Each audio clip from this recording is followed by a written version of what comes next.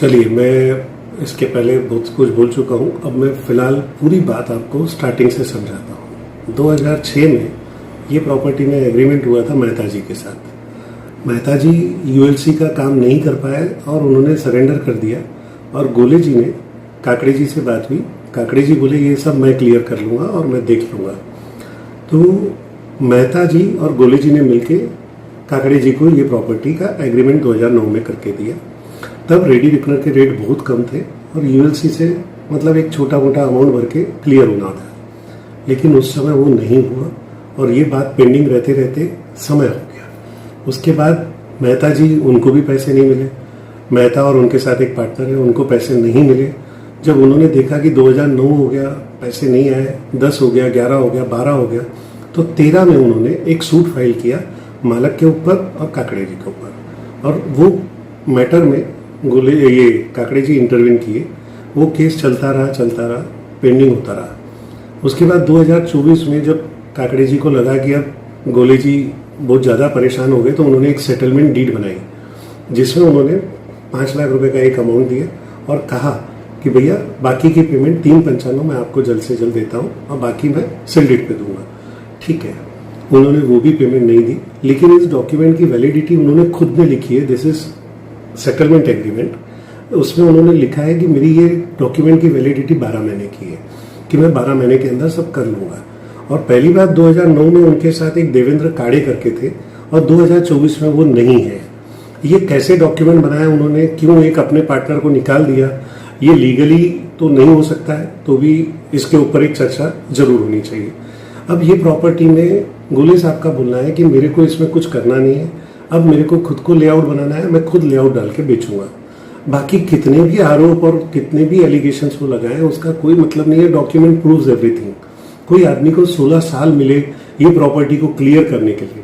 वो लेमैन आदमी है, वो तो प्रॉपर्टी को क्लियर नहीं कर सकता, या उसके पास इतने पैसे नहीं थे कि वो उस समय यूएलसी भरे या यूएलसी के प्रॉब्लम समझे, उसके डॉक्यूमेंटेशन समझे और उसको क्लियर करे। इसलिए उन्होंने काकड़े जी का हाथ पकड़ा था। लेकिन काकड़े जी 16-17 साल से अगर इसी तरीके से बैठे रहेंगे और वो आदमी हरास होते रहेगा, इसका भी कोई मतलब नहीं है। अभी फिलहाल प्रॉपर्टी किसकी है? गोले जी और मिसेस गोले जी की है। आपका नाम आ रहा है, तो आपका इसमें क्या रोल है? मैं पावर ऑफ अटर्नी होल्डर हूँ, मैं उसमें डेवलपर हूँ। मैं उसको प्रॉपर्टी को जॉइंट वेंचर में डेवलप करेंगे।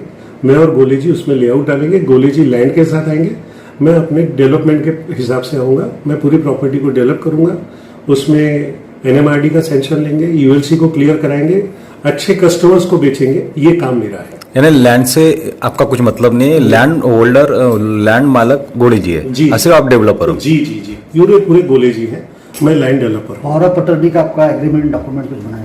जी जी, पावर ऑफ अटर्नी मेरी रजिस्टर्ड है।